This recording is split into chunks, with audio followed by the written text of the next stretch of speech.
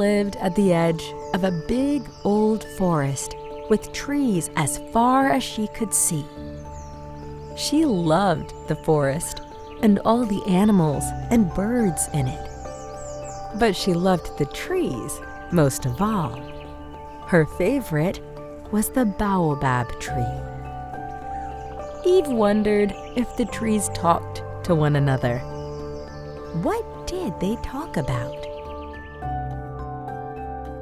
"I wish I was a baobab so I could talk to the trees," said Eve one day at breakfast. "Being a tree is all about patience, little sprout," said Mom. "I can be patient," said Eve as she waited for her juice. That afternoon, Dad told Eve how each tree has its own special part to play in the world, taking care of animals and people. "I can help look after everything. I'm Eco Girl," said Eve, putting some birdseed on the windowsill. The day before Eve's birthday, Mom, Dad, and Eve left to visit Grandma deep in the forest. At the end of the road, Mom said, "Everybody out, even little sprouts." "I'm not a sprout anymore," said Eve. "Okay, my eco girl, what's bigger than a sprout?" asked Mom. "A sapling," Eve said with a giggle, standing as tall as she could. They walked for a long time, with trees all around them. Eve wanted to ask if they were almost there, but she remembered to be patient like a tree. At last, they turned a corner, and there was Grandma. Eve ran to her grandma. "Grandma, would you talk to me if I was a baobab tree?" "Of course I would, little sprout," Grandma said, laughing. "Trees need lots of love and care." "I'm a sapling now," Eve said proudly. "Well, saplings need even more love and care," Grandma said, giving Eve a hug. "And tomorrow is a special day." The next day was Eve's birthday. It was raining, but she ran outside. She listened to the hissing rain, then stood like a tree and felt the warm raindrops tapping on her hands. She watched the water mix with the red soil. Tired plants lifted up their leaves and reached for the sky. It looked like magic. When the rain stopped, Grandma came out, holding something wrapped in bark.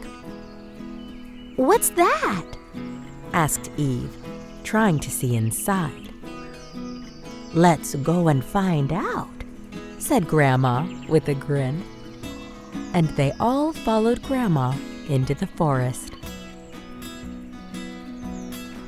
They came to a place where the sun shone down through the treetops. "This is where new life starts, little sapling," said Grandma, picking up a pebble. She gave Eve the bark-wrapped package. Inside, Eve found a plant and a trowel. She stroked the green leaves. "What is it?" she asked. "Patience," said Grandma with a big smile. "Dig a small hole, put in the plant, and cover it with soil. Then set this pebble next to it." When the plant was in the earth, Eve laid down the pebble. Then Grandma said, "This is a baobab seedling. It will grow into a sprout, than a sapling like you. It is next to your dad's tree, which stands next to my tree. And my tree stands next to my mother's tree. All these trees were planted by our family. One day, yours will be as big as the other trees in this forest." Grandma hugged Eve. "Can you love and care for your baobab tree the same way your dad and I and the rest of our family care for our trees?" Eve felt very proud. She stood next to her baobab seedling and called out, "Yes, I can."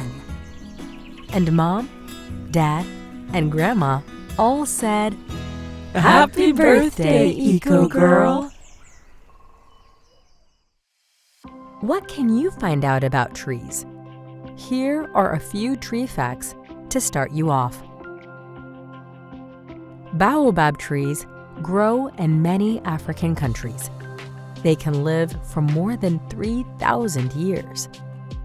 Sometimes called the tree of life, the baobab stores water in its huge trunk and provides animals with food and shelter, and humans with food, clothing material, and medicines.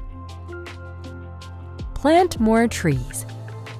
In just one day in 2019, people in Ethiopia planted 350 million trees and set a world record. If everyone on Earth planted one tree, that would be more than 7 billion new trees. Wangari Maathai started the Green Belt movement in Kenya in 1977. She was the first African woman to be awarded the Nobel Peace Prize, and she has inspired people all over the world to plant millions of trees. All trees share water and nutrients through their roots. But did you know that they can also send messages to one another? A vast underground network of tiny fungal threads links tree roots and can carry information about insect attacks, weather changes, or diseases. Scientists call this the mycorrhizal network. The Great Green Wall is going to be a new wonder of the world. People are planting trees to create a wide strip of woodland designed to keep the Sahara Desert from expanding. When completed, it will cross 11 African countries and be 5,000 miles, 8,000 kilometers, long. Projected to be the largest living structure on Earth, it will help combat climate change and improve the lives of millions of people.